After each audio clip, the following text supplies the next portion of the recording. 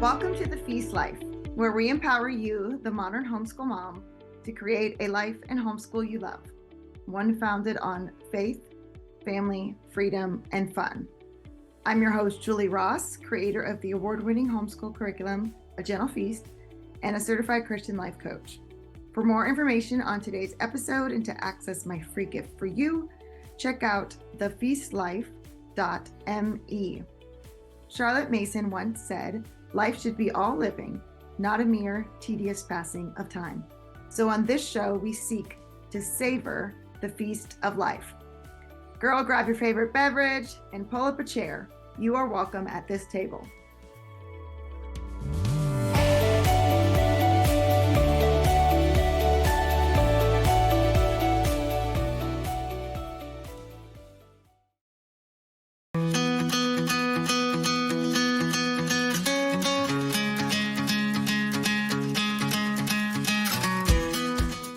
All right. Hello, everyone. It's my prayer that this hour that we get to spend together will bring you a recharge and some refreshment that will give you a motivation and boost to keep on going through the month of February here. I found that in my homeschooling journey, February always seemed to be the hardest month, even though it was the shortest. Definitely the time of year when exhaustion starts to creep in. People tend to get sick in the winter.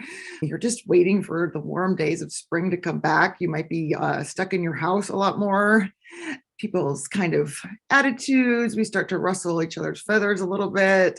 We start to get overwhelmed. And so I wanted to offer this class this time of year to hopefully just give you all some perspective and a few things to think about that might help in your journey. I encourage you, if you can, I know it's hard when you have a bunch of little people around, but try to eliminate distractions. If you're on your computer, shut your other tabs. You might want a piece of paper to take some notes. I always think you get a lot more out of these things when you're participating full out. If I ask questions, type your answers in the chat or write them in your notebook, but I'm going to give you some exercises to complete as we're going through this. So I want you to participate. I think you'll get the full benefit of that as well. I'm Julie Ross, the creator of A Gentle Feast, and I've worked through countless homeschool moms for the past 2 decades, but recently I also became a certified Christian life coach. And it ties in so well because as homeschool moms, it's very hard to separate school from the rest of our lives. And we really shouldn't, actually, because education is a life. So it all ties together. And I found in my own journey, when I was struggling emotionally, our homeschool was struggling. When the house was chaos, our homeschool was struggling. And so everything ties together. And so we really do want to take the time to work on ourselves. And as we grow as people, as children of God, that's going to affect our homeschool as well and bless that as well. So I just want to honor you for taking the time out of your schedule to invest in yourself. I always believe that's a worthwhile investment. So let's get started here. I'm going to share my screen with some notes, and PowerPoint helps me stay focused here to have something that we're going to look at, but also some quotes that you might want to screenshot as well if you want to see those later. So as I was thinking through recharge, the reason I called it that is I thought of like the battery on our phones. When our phones get to, I don't know if it's like this with Samsungs, but with an iPhone, when it gets down to around 20% battery power, we get this little notification, right? Like your phone's on low battery, switch to low battery mode. And we're given the option of whether or not we want to do that. And if we switch to low battery mode, it slows the processing down a little bit on our phone. Then when our phone gets about 10%, we get another one of those, right? Do you want to switch to low battery mode? We're only at 10% here, people. And then we get like the final warning, like your phone is about to turn off in the next minute if you don't plug it in. And I think sometimes in our own lives as moms, we care so much about serving our families, and that's so important, but that we neglect these little signals that our minds and our bodies and our lives are giving us going, you're only at 20%, it's time to recharge, or you're only at 10%, plug in now. And we just keep pushing ourselves until we get to the point where it's, if you don't plug in the next minute here, this is all going to turn off. And our bodies, we might get sick, we might have a mental overload, and we're not performing optimally at that point, just like our phones don't perform optimally when they're in low battery mode. So we want to learn to respect our body's signals and to respect ourselves enough to go, okay, I need a moment to recharge so that I can keep showing up as my best self and provide everything I need to for you all. So that's why I came up with this recharge term, but I like the visual picture of seeing it like that. So the first thing that we need to recharge is our why.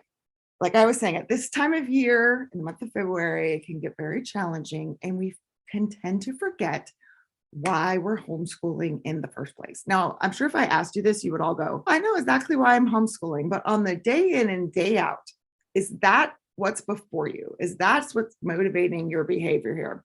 And really take the time to ask yourself this. And I have some other questions here, but take some time in the next day or so to really just journal through this of not only why am I homeschooling, but what is my vision for homeschooling? Because here's the signal that you need to recharge your why. Here's what you might be struggling with. We get lost in the how swamp, is what I call it. We get all focused on how should I teach math, and what's the best way to do dictation, and is my child's narration good enough, and maybe I should switch this book out, and oh, maybe I should just go buy this whole new curriculum. And we are so focused on these how aspects, and I call it the how swamp because you can get totally lost in it. Anybody else done that? And then you can't see the forest from the trees. You can't try to find your way out because you're so focused on all these little minute details, and we lose the big picture. We can also get trapped in the tyranny of the urgent. That's another reason why you have to recharge your why. So if you constantly feel like your whole day is a game of whack-a-mole and you're going from one problem to another problem to another problem, you need to recharge your why and your vision here, because those problems can consume you. And that's not life-giving and that's not fulfilling, right? To constantly be putting out fires everywhere. So we really want to have days that are more purposeful and more intentional. And then another signal is you lack clarity. Again, you just feel like you're spinning your wheels, like you're going in circles. And every day is, I don't know if you all saw this movie Groundhog Day that came out in the 90s with Bill Murray, where every day it's the same stuff and we're just doing the same thing. And you're losing that focus of and that intentionality of what you want your homeschool to look like. So some of the questions to help you recharge your why here is, what's your vision? So it says in Proverbs 29:18 that without vision, the people perish. And I think in my life, when I know I'm lacking vision and I'm lacking direction, I almost feel that perishing. Like it's like this slow, sad, almost dying away of what I really want and what I'm trying to accomplish in my family, in my life, and why I'm homeschooling. And then it can spill over in all kinds of areas of our lives. Vision gives us direction. It gives us clarity so that we can mentally and physically know where we want to go. And I think of, if you're familiar with Alice in Wonderland, where she's talking to the Cheshire Cat and she says, which way do I ought to go from here? And the Cheshire Cat answers, where do you want to go? And Alice responds, I don't care where. And then the Cheshire Cat says, but it really doesn't matter which direction you go in, does it? So for schooling, if we don't really know what our vision is, it really doesn't matter what thing you're doing. And so it's so easy then to get blown by, oh, I met this friend at the park and they're doing this thing, or, oh, I heard this podcast and they're doing this thing, or, oh, I went to this convention and they're doing this thing. And we can be blown by all these different directions and all this wind because we've lost clarity of what God is calling us to do and what our vision is of how we want our school to be.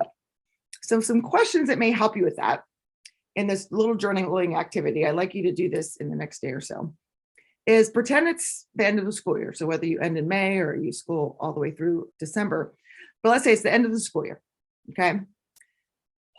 We made it to the finish line. Okay, so what are you celebrating? I'm so happy we got to do XYZ. Let's celebrate that we accomplished this or we did that. What do you want your kids to be saying? How do you want to feel? Do you want to feel like you just crawled over the finish line here? Or do you want to feel like you're like in chariots of fire and you're like running across that with all this energy and enthusiasm, right? So what will make this a great year? It's going to be different for everyone. So what I think this will be one of our best homeschool years ever if blah, blah, blah happens, right? My answer is going to be probably a lot different than your answer. And I encourage you to not think about what the right answer is, or what would Charlotte Mason say, or what do the experts say, but what's meaningful to you, okay? And think about that and then go, am I headed in this direction? If I keep doing what I've been doing for the past couple of weeks, are we going to get these results? Are we on this path? Excuse me. I'm getting stuff in my throat here. Or is what I'm doing leading us actually down a completely different path? Then it's okay. We need to reassess here. We need to reevaluate where we're going here. Maybe we just need to make a small little tweak and we can get back on this road. And again, I want you to think through of what this means for you, because we can get so bogged down into this little box of this is what a perfect Charlotte Mason education looks like. And you got to do X, Y, Z. And that's one of my biggest pet peeves, because it's like, no, in this method, in this philosophy, there's freedom to take her ideas and her principles. It's not a system. It's not a box. Okay. So find freedom in what it is that you actually want, what you want to see, what you will celebrate at the end of this year.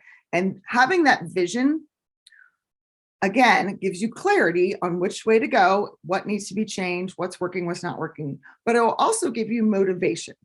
So if your current vision is not motivating you to get out of bed in the morning and be like, yes, I get to homeschool my kids, then your vision needs to change. Okay. So you have to have a compelling vision, something that is motivating to take action and move forward.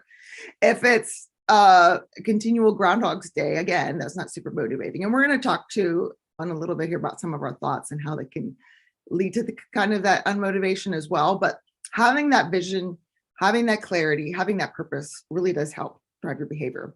So I want you to look at what are your unsaid expectations.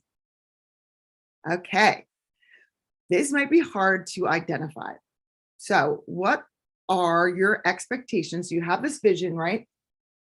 You probably have an ideal of what you think homeschooling should look like. Most likely, you probably have an ideal of what a perfect homeschool day would look like. So let's talk about that, okay? So we have these ideals of what everything should look like. I used to think that we would all just sit around the fire and knit and talk about books like Little Women and act things out and stuff. And that was going to be what homeschooling was like. And I don't think we ever actually have had a day that actually looked like that at all. So my ideal wasn't really realistic. So we want to look at what our unset expectations are, because the gap between our expectations and reality is disappointment. And so we want to go, are these expectations realistic? Okay. Sometimes our expectations can be too low and we're just like, yeah, whatever happens, And again, that's why we want to have a compelling vision. Sometimes our expectations are too high and they're not realistic. And that is what is creating a lot of the disappointment that we might be feeling. So what are your expectations for yourself that you probably wouldn't say to anyone? But I want you to take the time to think about them and write them down for yourself. So do you expect that you will always be happy? That you'll never struggle? That you'll always be consistent? That you will be perfect? That you'll always be prepared for whatever could possibly come up in the day? Okay. So these are some of these unrealistic expectations. So we may not, I don't really think that. But on a given day, do you find yourself going, I should have been more prepared? I should have known that was going to happen. This is all failing and it's because of my mood. If I was just happy all the time, we wouldn't have to struggle with this. So oftentimes our unrealistic expectations are things that are under the radar. They're in our hearts, they're in our heads, but we're not always aware that we're thinking and feeling them. We also have unrealistic, sometimes unset expectations for our children. So do you ever expect that your kids will never resist anything you give them for school? Do you expect that they will love everything you do, that it will just be this magical, fairy, happy experience every day? That they're never going to be in a bad mood? That they're never going to have a hard time learning anything? And we go, of course not. I don't expect that. But when your child is showing that resistance because they don't want to do X, Y, Z, is the thought in your head, why are they making this so difficult? Why are they being such a challenge? Why can't they just do everything I say? And this would be so much easier if they would just get on board with this program, right? Again, our unrealistic expectations sometimes come out, but we don't always think them consciously. And then what are your expectations for your plans? Do you have plans that or expectations that your plans will always go perfectly, that you will always check off every box by the end of the day, that will never be quote unquote behind, whatever that means, whatever set thing that you're saying you have to follow to be behind. Will you fit into all the perfect little Charlotte Mason boxes and do everything she said for all a million subjects and do all those perfectly all week long? Okay. And we go, of course not, Julie. I don't really think that. But at the end of the week, are you sitting there going, oh my goodness, we didn't get to da da da da da da? How am I don't even think I can be a Charlotte Mason homeschooler because we didn't do SOFA. Or what did I hear the other week? Oh, we didn't read poetry every day. Okay, I don't even remember her saying that. Or we didn't go for a hike every day. We had these unrealistic expectations. Sometimes they're put on us from other people. Sometimes we have them for ourselves and we're just making this up. But we have the script that we're supposed to follow to be the perfect homeschooling parent. And I really want you to encourage you to look at that. What are these scripts? What are these expectations that you're telling yourself that you have to follow in order to be successful? Do they match up with your vision? So again, that's why it's so important to have your vision here and have clarity on where you're going. All right, the second thing that we need to recharge is our thinking. The question I would like to ask you is, are your thoughts serving you or are they limiting you? Oftentimes, like I'm saying, most of this is like automatic programming. We don't even realize half the time what we're thinking because we're so busy and we're putting out these fires and doing all these things for kids. We don't even realize half the time of what we're thinking. So it's important to stop and ask yourself, why am I thinking that? Especially like I was saying with the expectations, right? Are these realistic?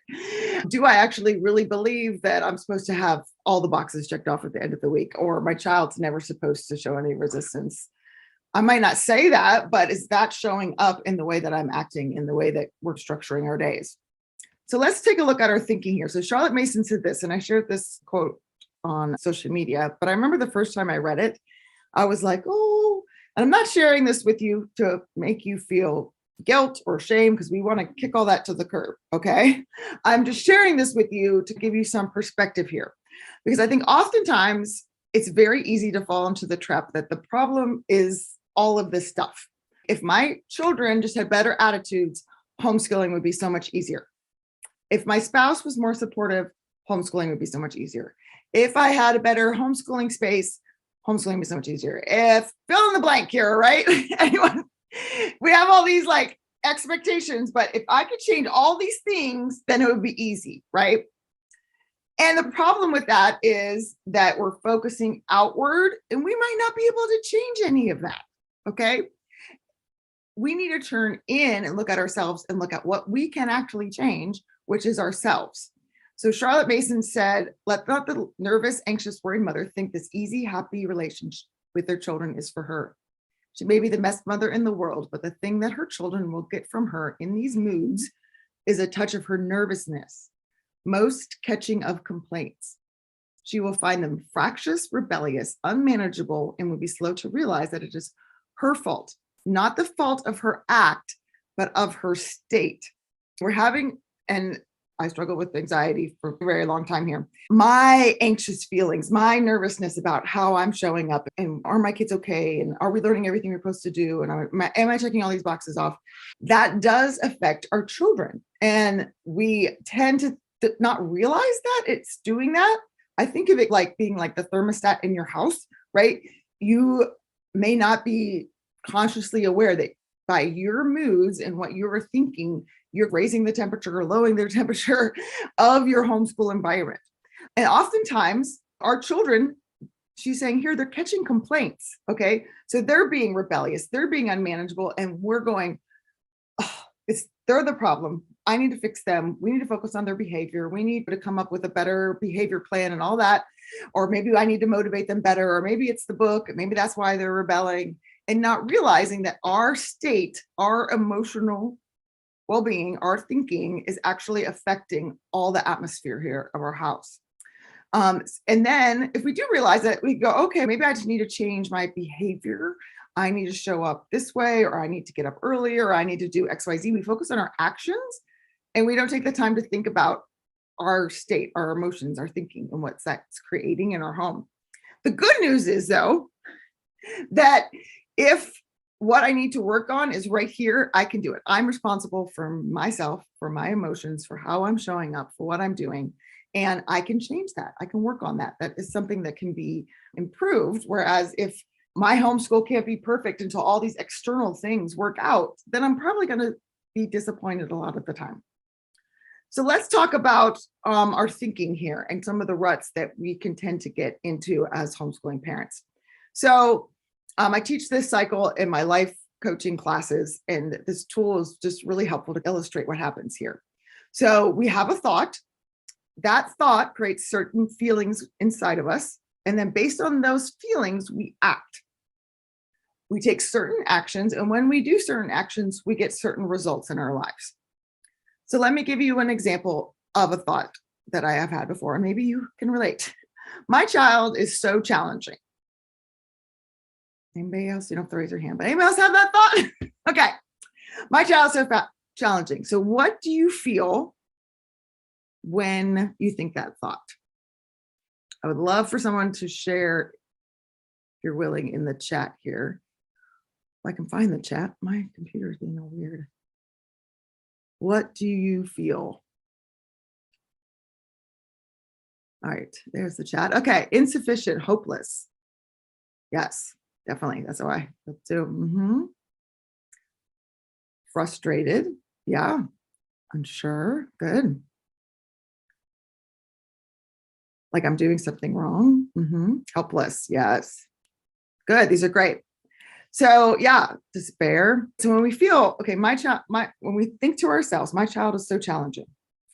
And it might not be something like we would actually verbalize or tell someone else, but we're thinking this in our head when they're resisting or they're having a bad mood over something. Resentful. Yeah, I get that. Like, why are you? I'm doing all this work. I made all these beautiful lesson plans and these books for you. How dare you show me some resistance? I get a little angry. Or sometimes I'll, again, think maybe it's my fault. So then I start to feel ashamed. I feel helpless. I don't know how to help them. I don't know how to change them, but I don't feel good. So what happens when we have those feelings? What happens when we feel resentful or discouraged or helpless or frustrated or angry? For me, some of the things that I might do is I try to control the situation. Oh, okay, you're resisting this. You're so challenging, right? I think of this in my head. Okay, then I got to change how I'm doing everything. Maybe it's this book. Maybe we need to go read outside. Maybe I need to shorten the lessons. Maybe I need to research more on narration. Maybe I just need to go buy a whole new set of whatever that will help solve this problem. I feel all this need to control and fix everything. Your child probably picking up on some of these feelings, right? Even if we're not verbalizing them, they might feel some of this resentment that we have, some of this frustration that we have. What might your child do when you're feeling this way and you're trying to control them, or you might get angry and say something you don't want to say? Then your child feels probably ashamed, doesn't feel comfortable.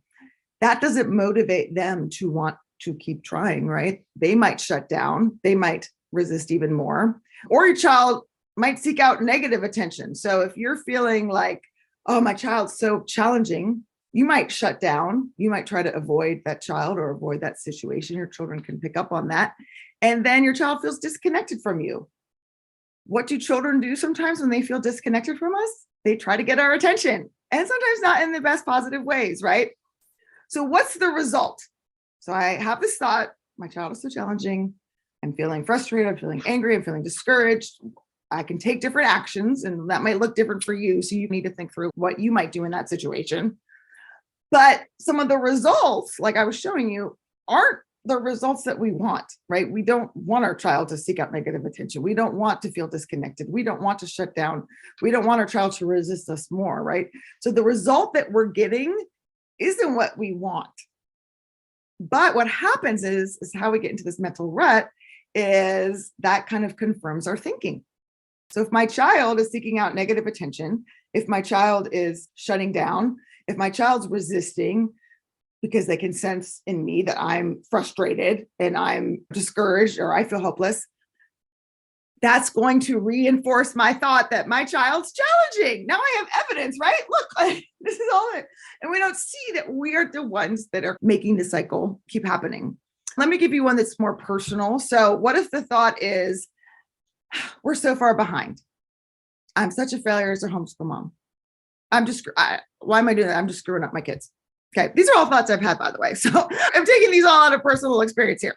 Okay. So if we feel like I'm failing, I'm behind, if we're thinking that, how might we feel? How might you feel? If any of you have ever felt this way, hopefully I'm not the only one, that you're failing, you're behind. How might you feel? Put that in the chat. The chat keeps disappearing on my computer for some reason. Inadequate, yeah, for sure. Frustrated, yeah. It's frustrating to always feel like you're catching up. I don't like that feeling for sure. Resigned, discouraged, yeah. Like, why bother? Yeah, overwhelmed. You keep feeling more and more like a failure, a lot of shame. So if you're feeling those feelings, I want you to think about what actions might you take? What might you do when you feel overwhelmed, or you feel like a failure, or you feel discouraged, or you feel resigned, or you feel like you're inadequate and you're not going to catch up? What might you do? I don't know about you, but I might just give up. Okay, I'm not going to really put that much effort into planning out a week, or I'm going to show up in the morning like, oh, okay, what's going to happen today? Or sometimes I just want to crawl into bed and take a nap. If I'm feeling shame and I'm shutting down, what result will that happen? So if I feel frustrated, I feel overwhelmed, I'm feeling like I'm not doing well, we're getting further behind, I'm always feel like I'm trying to catch up, right? So I shut down because that doesn't feel good. What result will I get? We're going to be further behind, right? You all see that, right? Yeah, because I'm not putting as much effort into what we're doing every day. I'm not showing up as my best self. I'm not planning and making sure we have all of our things in the morning, right? All of that can kind of go on, right? Yes, Stephanie, I know it gets harder. And I'm not trying to make you all feel bad. I'm just want to show you this pattern, because I think we do this to ourselves and we don't realize that we're even doing this. And some of the results that we're creating, we can actually change by changing the way that we're thinking. So hopefully I'll be able to give you some points here, Stephanie, that can retrain and help you think about things a little differently, because the power is within you, right? It's a recharge habit. Yes, Stephanie, I love that. Yes, because that's exactly what I'm going to talk about here. So what happens is when we're in these, I call them like negative thought cycles, right? What happens is we can spiral down, like Stephanie was talking about, real fast here, okay? Because one negative thought is going to lead to this action and these feelings, and then we're going to get this result that we didn't want, and then that's going to create more negative thinking, and then we're going to think another negative thought, and we're going to add that one to it. And neuroscience proves this, that our brains, our neural pathways, the more we think something, the stronger that neural pathway is in our brain. Charlotte Mason was talking about, it actually makes like mental ruts in our brain. And then it makes it easier for the next time something goes wrong for you to automatically go, oh, see, we're behind. Oh, see, I'm a failure. Because that pathway is so strong. But praise the Lord, he made our brains neuroplastic, and we can be renewed and we can change our thinking. And that's really what I want to talk to you about here today. So I think we all can relate to that. We can all see how this cycle and this pattern works in our lives. And for me, that was so eye-opening, really, because I really, for years, spent so many times spinning my wheels, thinking these thoughts, feeling these feelings, having these results that I didn't want over and over again. I didn't know how to get out of that spinning around in the mud kind of thinking. I didn't know how to change my thinking. And so hopefully I'll be able to share some of that, of my own transformation and how I was able to change that with you all here. But you'll know when you're in a negative thought cycle, you can feel it. Some of the signs is you might, like I said, not plan for the week ahead, not pre-read or look through your lessons for the week. Here's one that I used to do all the time. I don't like feeling all those yucky negative feelings, so I would just check out. And one of the ways that I would check out that was acceptable as a homeschool parent was I would start researching. So come February every year, I would start looking at curriculums and looking at things that I could buy for the next year.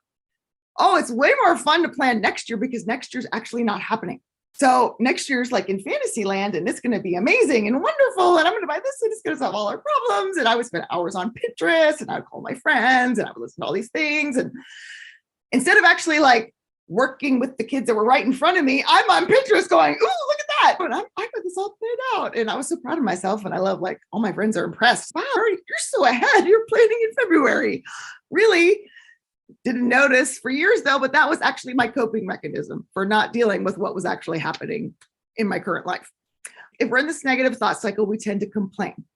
So when we're feeling these kind of negative feelings, we notice everything negative that's happening all around us. And it makes it so hard for our brains to notice the good things that are happening. Our brains are naturally wired to find what's wrong. And that's great. That helps protect us. Thank you, brain, for finding this. But that doesn't serve us, and it doesn't help us get out of that negative cycle. I tend to procrastinate. So I put off things that I don't feel real great about and I don't feel real confident about. So I'm going to procrastinate having to talk to this child about XYZ, or I'm going to procrastinate about planning these lessons or figuring this thing out because it just doesn't feel good. And why bother? I become resigned to it. Another thing is I would try to put Band-Aids on like a bleeding wound. Sometimes I felt, let's try something new. Okay, now let's try this new thing and this new thing and this new thing, rather than going, okay, what's the actual underlying issue here? There's some things in the chat here. So I think some people are relating to this. Today's episode is brought to you by A Gentle Feast. A Gentle Feast offers a complete living books curriculum, an award-winning early reading program, and more tools to equip you to apply Charlotte Mason's timeless philosophy into your modern homeschool. Go to agentlefeast.com to check it out. Smooth and easy days are closer than you think. Yes. Okay. I'm glad I'm not the only one that did that. And you can relate to that. Okay. So what we want to move is from this negative thinking cycle, that in this mental rut that we can get stuck in. And we want to move to a higher level thinking cycle. So again, we want to be transformed by the renewing of our minds. So we want to think different thoughts. And as we think different thoughts, then we start to notice, oh, wait, I'm actually doing XYZ pretty well. Or, oh, wow, my child actually did this really awesome today. And we start to find the good things, and those things start to build, and we get this snowball of positive results in our lives. This allows us to be more motivated. It allows us to have clarity. We know where we're going. We have that vision before us. We're getting more kind of control over what we are thinking, which then controls how we are feeling and our reactions. And we can take actions based on what our vision is, what our purpose is, and make steps and decisions out of love and not fear. So oftentimes our actions are based out of fear. I don't want to be behind. I don't want to be out of control. I want everything to go well. And so we make these fear-based decisions rather than going from a place of calm and clarity. And I know what I'm doing and I'm ready to move forward here. So how do we get out of kind of this cycle? Okay, a few things that I hope will help you as well. So Charlotte Mason actually talks about this. She says, but what if from childhood they had been warned, take care of your thoughts and the rest will take care of itself. Let a thought in and it will stay. It will come again tomorrow and the next day, and it will make a place for itself in your brain. And it will bring other thoughts like it. So like I said, we start to get these negative thoughts, even though we don't realize we're thinking them most of the time.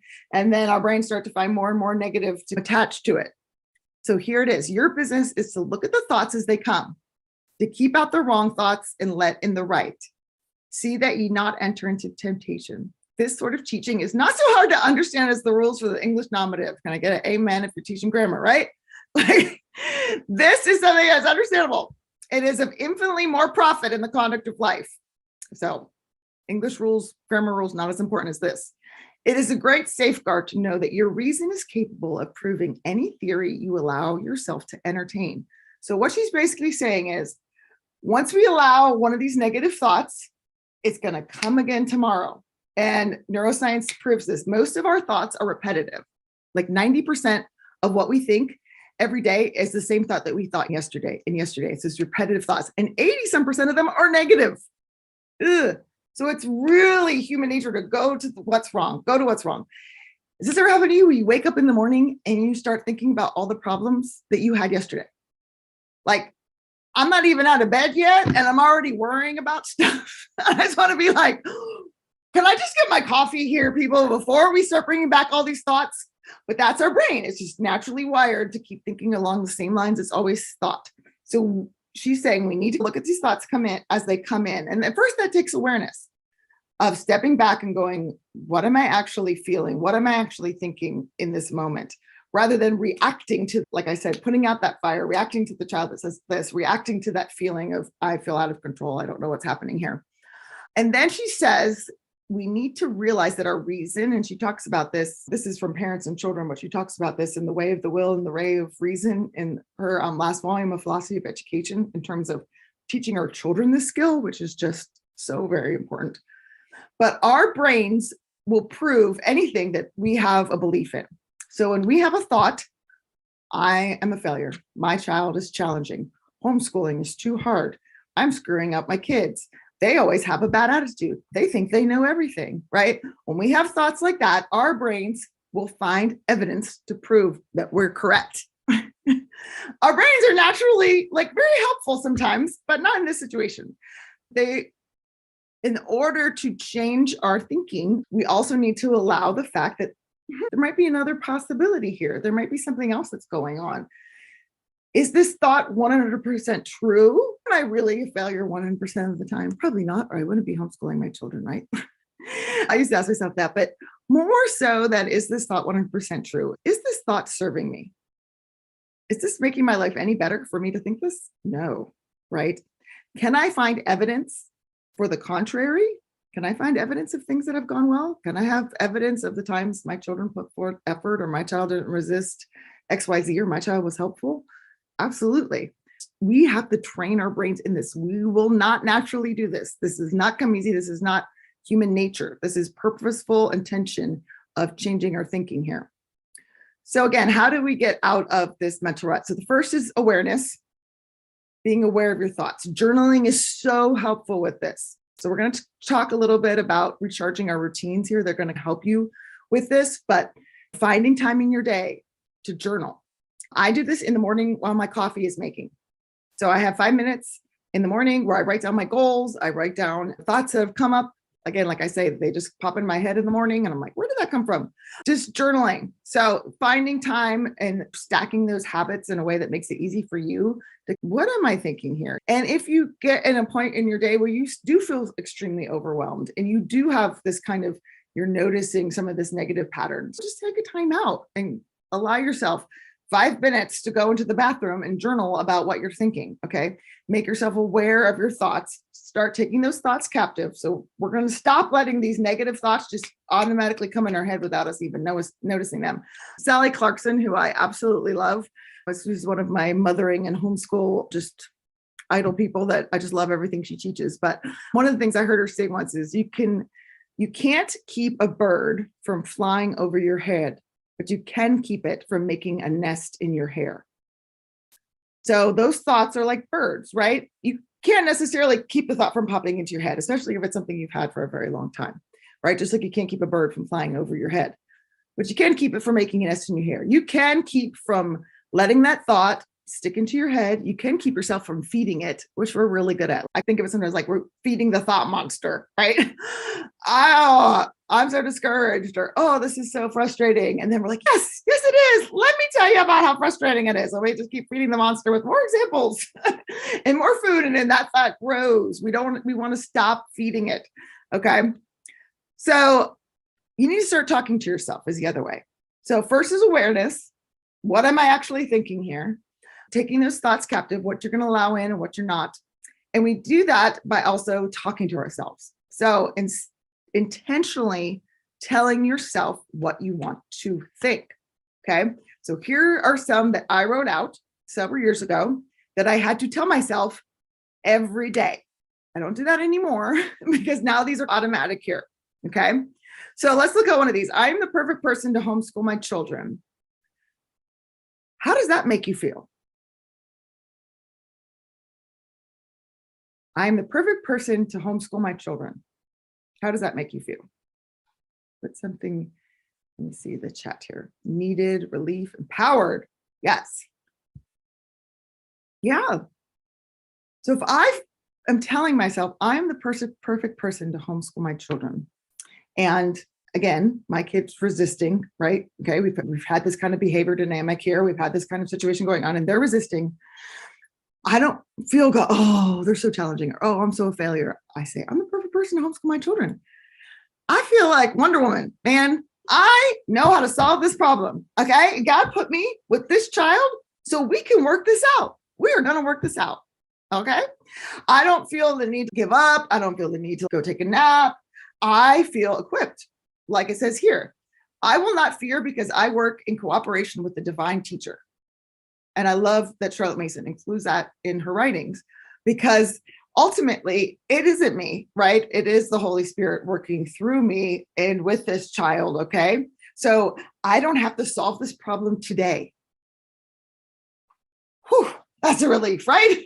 I don't have to get it perfect today because the Holy Spirit's working on this kid and they're working through this situation. And I can trust that this is part of this process here. Okay.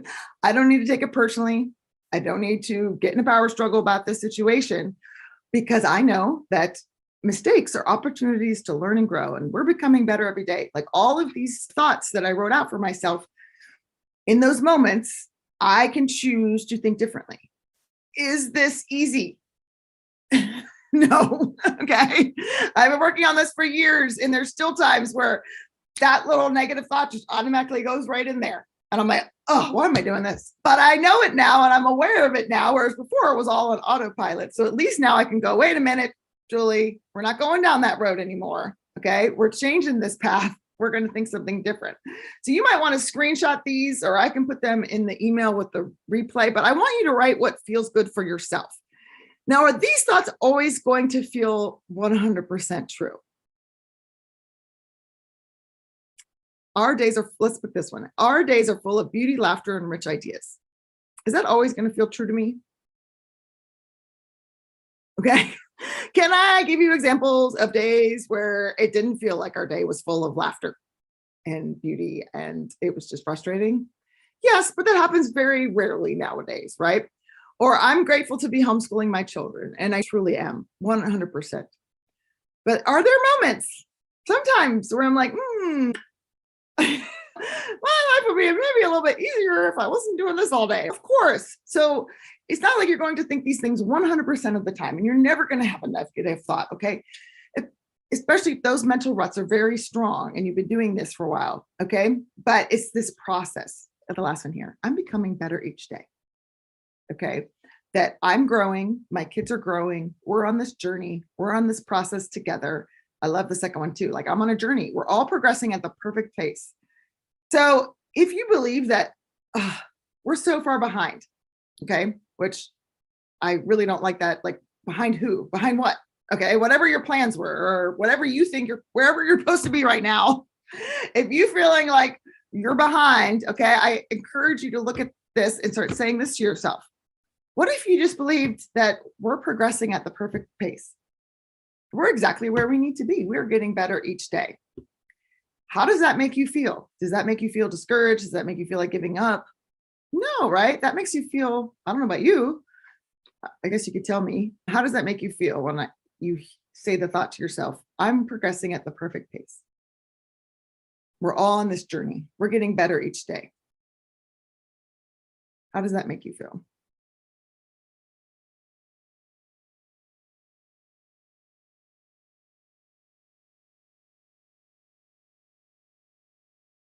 Yeah, relieved. Yeah, hopeful. I love that. Supported. The pressure, it's not all on me. We're here. Okay. So that thought serves you. Okay. So again, you might be thinking, I can find so much evidence of where we're behind and XYZ. I'm not asking you, is that thought 100% true? I'm asking you, does that thought serve you? And it's not, right? It's creating feelings that don't feel good, which leads you to take actions that aren't serving you, that gives you results that are reinforcing that. So let's have a different thought. Yeah, these are great journal prompts. Yeah, absolutely. And I had to stick these on little sticky notes around my schoolroom to remind me, or, I have to do math with this kid over here. So I need a lot of these notes right here so I can keep looking at them while we're working on this. We're exactly where we need to be. We're on this journey together. And again, when I feel, like you guys were saying, at peace, supported, relieved, empowered, how does that change how I show up for my kid? How does that change the actions that I'm going to take here, right? Am I going to get as easily frustrated with him when let's say the math lesson, for example? That's always good to pick on math, but I feel as frustrated. I want to give up as easily. Will he be able to sense my anxious feelings? Because if I feel that we're behind, I feel anxious and we need to control it. And we need to finish this lesson right now. And I don't know why you don't understand this because we explained this yesterday. And oh gosh, we have 10 minutes till we have to go to the doctor. I really just sit down and do this problem, right?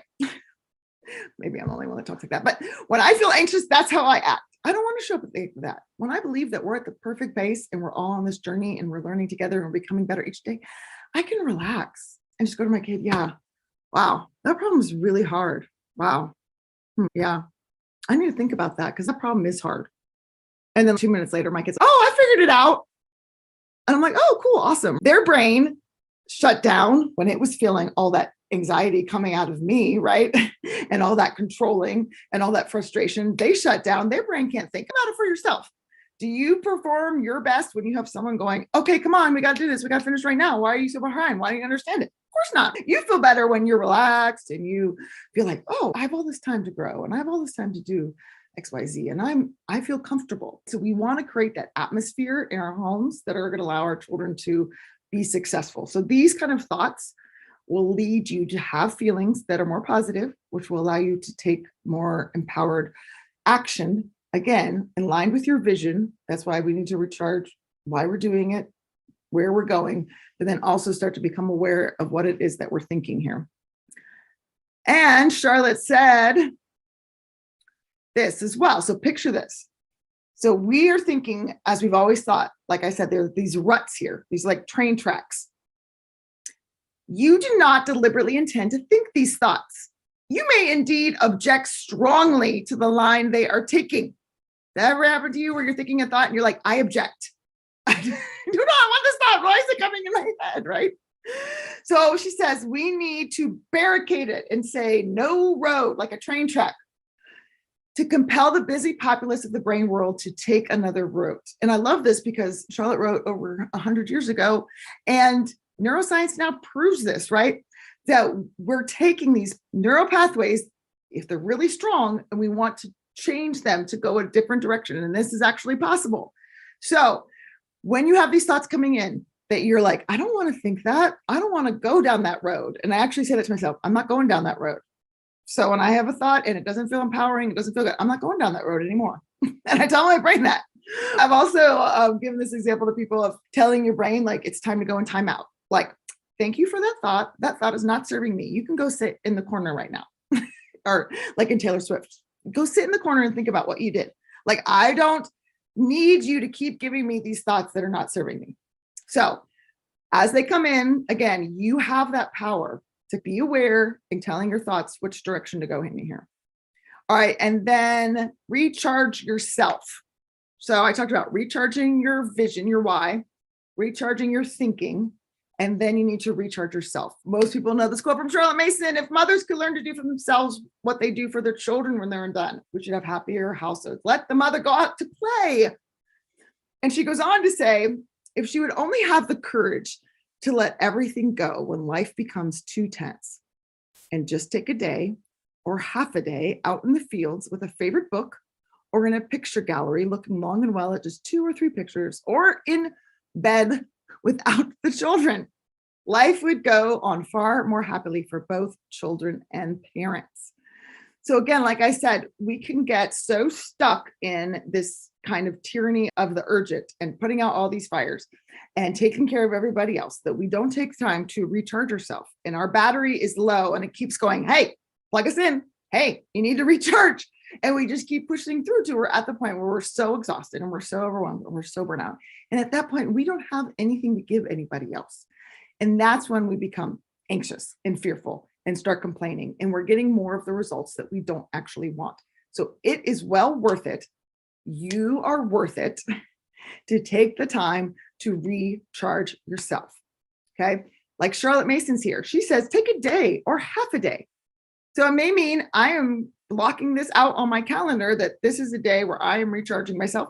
You might think I don't really have that much time. You can just take half a day or an hour or 30 minutes in this example in her mother culture article that was in the Parents Review magazine. She gives this example of a mom who has like little toddlers, and she's sitting on the floor relaxing and thinking and reading a book.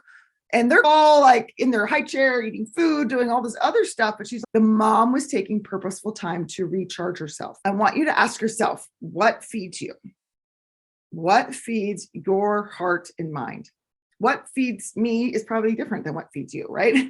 So what recharges me might not recharge you. So often I think we can only recharge a certain way because this is how other people do it, and that's acceptable. No, okay. Charlotte Mason talks about going out in the fields. I think time in nature always recharges me. That always feels good. So I purposely schedule in time every day to go sit on my porch or to go for a walk. I have to be outside. Time with a favorite book. So spend time fulfilling your mind, reading, filling your mind. Looking at art was one of the examples. Even just laying in bed, I tell my children, I'm like, I'm just going to rest my eyes. And I take these little 20-minute power naps sometimes. But what refills you? So I have a little recharge challenge for February. It was just like little 28 cute little ideas that you can download, but I'll send that again with the replay. But look through that. And if something doesn't appeal to you, but fill it with something that does appeal to you. Come up with 28 ideas in February to get yourself in the habit of recharging yourself. This is a habit. It needs to be a priority, because you know what? You're never going to have extra time. It's never like magically one day you're just gonna be sitting around and be like, oh, wow, I have all these hours and nothing to do. Man, I should really go for a walk in nature, or, oh, I should listen to some music, or, oh, I should read a book. Like that just doesn't happen. Okay. So if you keep waiting for that to magically happen where you're going to have all this time to take care of yourself, that's not going to happen. So you need to make it a priority. And we go through different seasons in life. So look at your schedule, look at kind of your routines and how you can fit that in. Like I said, like I journal for the 5 minutes while my coffee's brewing. It made it a very easy habit for me because it was something I was already doing. If you brush your teeth, putting a habit with brushing your teeth is usually very successful. So think of what you already are doing. Can I add this habit to it? When my kids were young, they had room time every day after lunch and our read aloud. And so I would put them up in their rooms. And the first 15 minutes, and I would set a timer, I would have a personal tea time. So I would brew myself a little cup of tea, and I had my little book that I was going to read. And it was 15 minutes, because what would happen is if I didn't purposely schedule that and I hadn't made it a habit, I would put them in their rooms, and then I would start making dinner, or I would do laundry, or I would do all these other things that are more important than taking care of myself. So I had to make that the first thing. This is the biggest priority. I'm going to do that. I still had time to get the laundry done and make dinner. We fit things in around the time that we give them.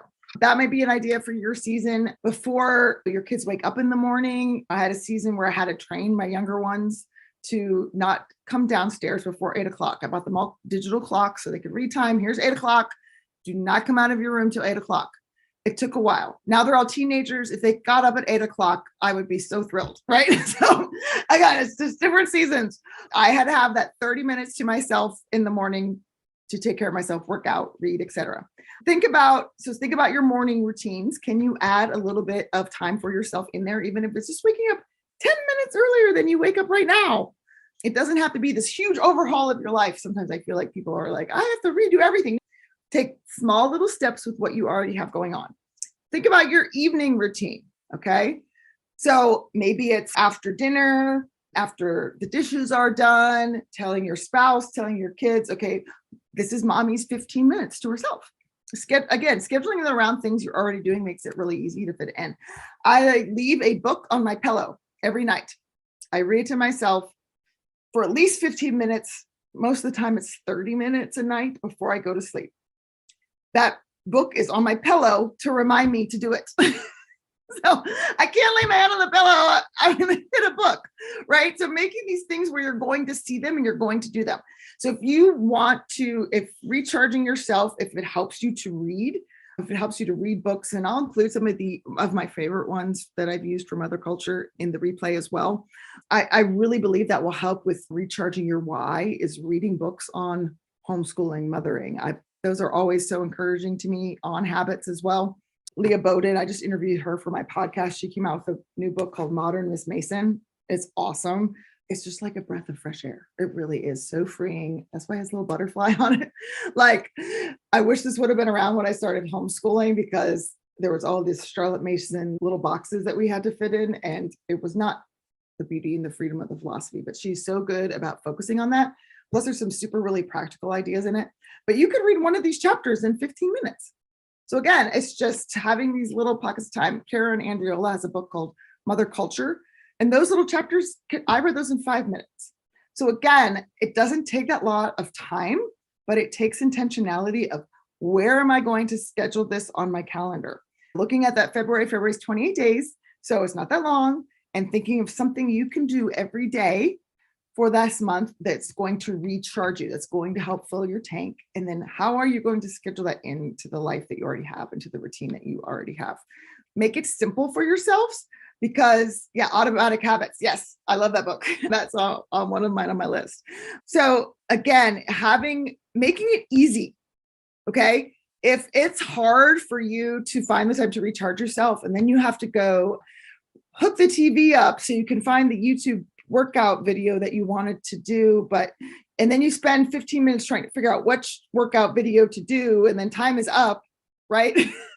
Or figure these things out beforehand. That's why I said, like, looking at the whole month of February is super helpful, because you just wanted to make it easy. I already know I'm Wednesday at 1:00, I'm going to turn on YouTube. I'm going to do this workout video for 20 minutes. Like, having the plan already in place, and then having all the materials, just like we do for homeschooling, right? Our days flow so much easier when we have things planned and laid out.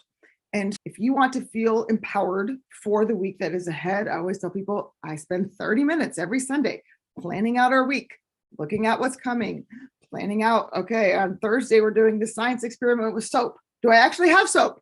That's good, because otherwise Wednesday morning, I'm trying to hustle all the kids into the car to go to the store to buy soap. And that just disrupts everything, right? But the 30 minutes I took to realize, we don't have soap, and go and it would take longer if I have to actually go get the soap or send someone else to go get the soap. Our days are going to run so much smoother. And honestly, like I was saying, at those times when I felt so discouraged, the planning would be the first thing that would go. That Sunday planning.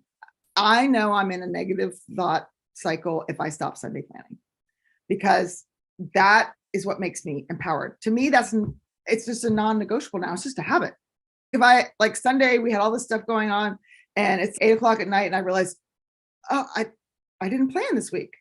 Like, I literally stopped everything I was doing and came into here and started writing out what I was going to do for the week, because I know that the week is going to go downhill super fast come Monday morning if I haven't planned things out.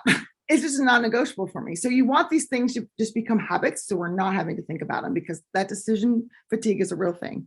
And we get tired and we get overwhelmed when I'm constantly having to think through, what do I do next? What happens this time? What happens on Wednesdays? How do I do this read aloud? If we're always asking ourselves all these questions and we're always having to think about all of it, it makes it extremely difficult. So finding the time and making it a habit makes everything just fall into place a lot easier here. Thank you all for coming. I really appreciate it. All right. Thank you, everyone.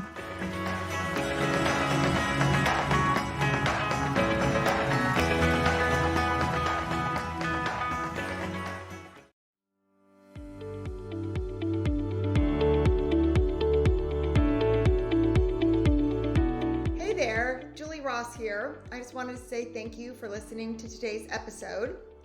If you like this show, it would mean the world to me if you would leave a positive review in iTunes. This really does help people learn about the podcast.